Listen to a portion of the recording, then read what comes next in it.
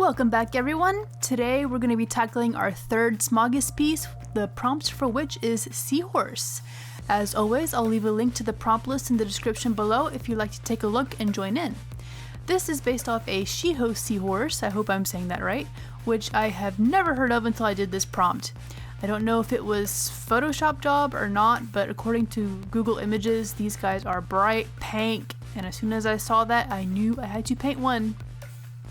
This actually turned out to be my favorite piece of the 4 I've done so far, even though I was actually really scared for this piece for a good bit of the time I was working on it. And I'll explain more when that comes up later, but yeah, I'm really loving how this turned out. So starting again with the rough sketch, I had a pretty good idea of what I wanted to do for this guy anatomy-wise, so I didn't spend as much time whiff-waffling around as I did with the hummingbird dragon. I was kind of imagining how alligators float in the water when I was figuring out the pose for this guy, and it was fun to draw something underwater that had this weightless, loosey-goosey look to it.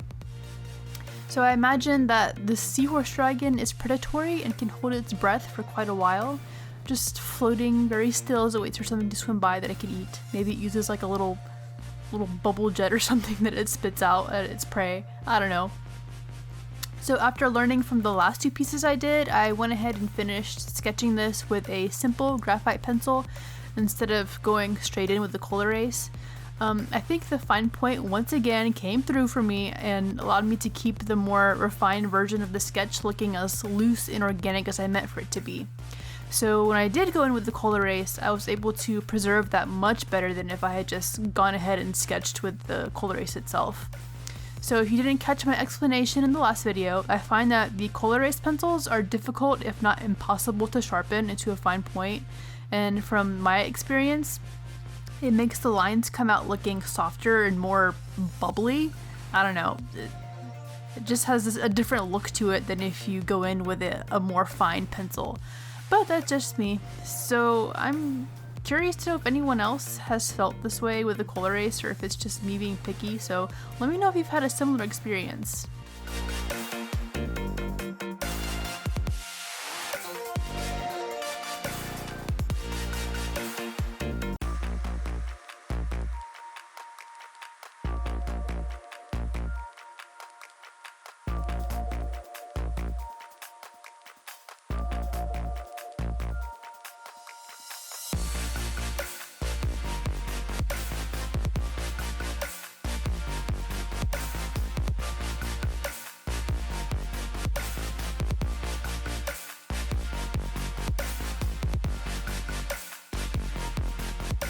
So for this piece, just like the last one, I used a mixture of my Winsor & Newton paints and my old cheap Amazon mystery paints. I still haven't managed to find where I stored those paints, by the way, so they're just sitting somewhere in my house and I have no idea where. But I already had a pinkish color mixed in the mystery set that I wanted to try for this piece, so I figured I'd play with that. Starting off though, I used a light blue wash for the coral in the background. I've been really digging blue and pink color schemes lately, and I thought this would be the perfect opportunity to try one myself. I thought it ended up working out really well with the light blue making that pink pop. Since I was planning for the dragon to be the main point of interest, of course, I did not want to put too much detail in the coral, but I still wanted it to be obvious that it was indeed coral. And I've never painted coral before, so this was an experience, but I think it turned out alright.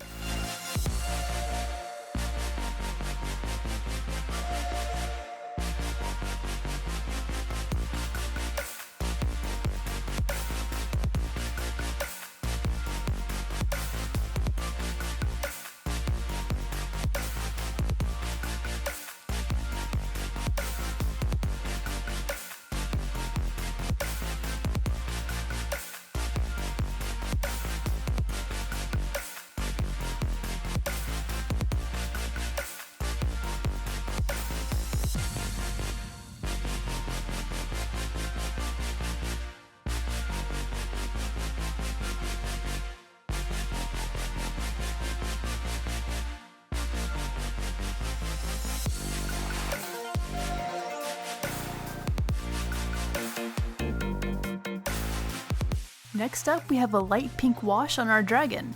As you should well know by now, I did intend for this to be a little more saturated, but Yep, you guessed it, I used too much water again. When will I ever learn? I think part of my problem is that I'm afraid I'm going to run out of paint or water, or it's just gonna dry before I can get it all colored in, or I'll end up making it look all chunky and gross. So I'm just like, can't run out of paint if I just dump a bunch of water in it. Yeah, maybe I should spend some more time doing wet on wet so I don't have to worry about everything drying at light speed or whatnot, like I do when I just paint directly on the paper. So I already have footage done for the next video where I definitely did not do that, so maybe you'll see me actually learn to not water down my paints too much in the video after next. So let's hope. Because I know some of you have got to be screaming internally now about how I keep making the same mistakes, but what can I say?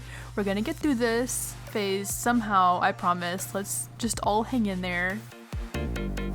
So I'd like to take a moment just right now to point out the dog hair once again and apologize for this. I guess I'm just so used to living, breathing, and probably eating dog hair that I just don't notice it much when it's all over my desk. But yeah, sorry if that's distracting. It's gonna be a thing in every video because I have dogs. They are here. They shed. It's just gonna happen.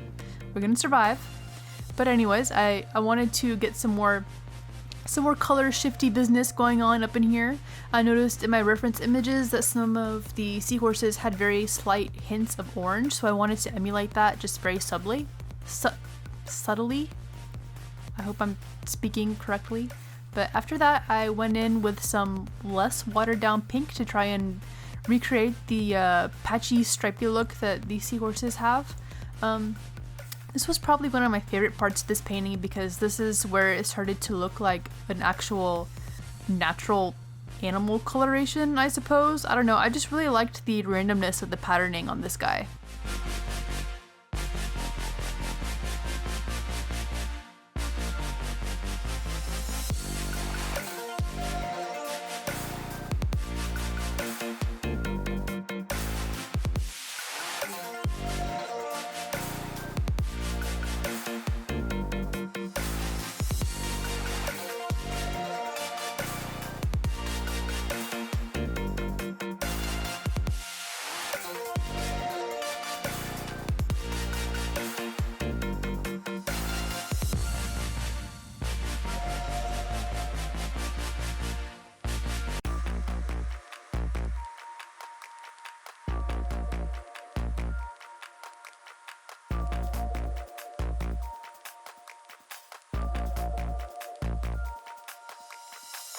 Now we have entered the part of the painting where I started to panic and fear for how this was going to turn out.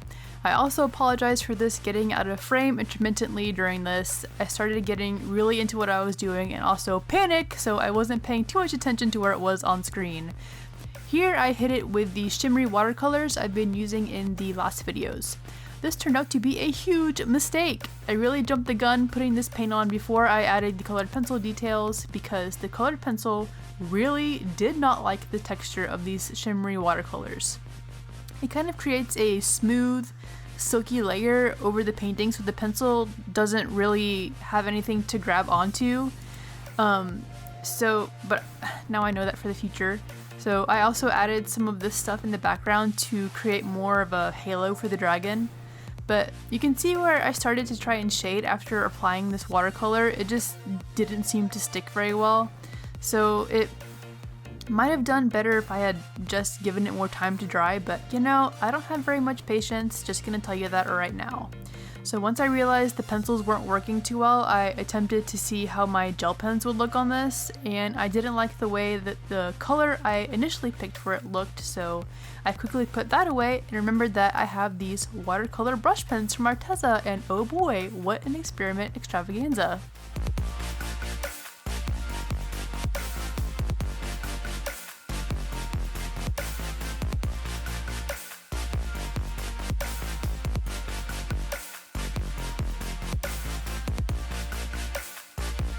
I ended up using that brush pen or pens to pump up the oranges and pinks in this, and when I added that big pink patch on the shoulder, I was like, dang, this is way too loud and I have made a huge mistake. So what did I do? I kept going and pulled out the gel pens again after having already decided I didn't like how they looked on this piece. So I honestly did not have the right colors to go with this, and yet I persevered. You can see I kept switching between gel pens because I couldn't decide which one looked less bad, and in that process I somehow managed to create something that I was actually digging. So I guess I mixed them so much and it was such a mess that it started to look intentional somehow. Guys, I honestly had no idea what I was doing at this point, but I didn't want to give up. Oh, and also my purple gel pen just legit fell apart during this, and I was just like, oh my god, is this a metaphor for this whole painting? But no, the more I lined, the more I liked it. It just somehow magically came together into something I thought looked really neato, and I'm really glad I saw this one through to the end.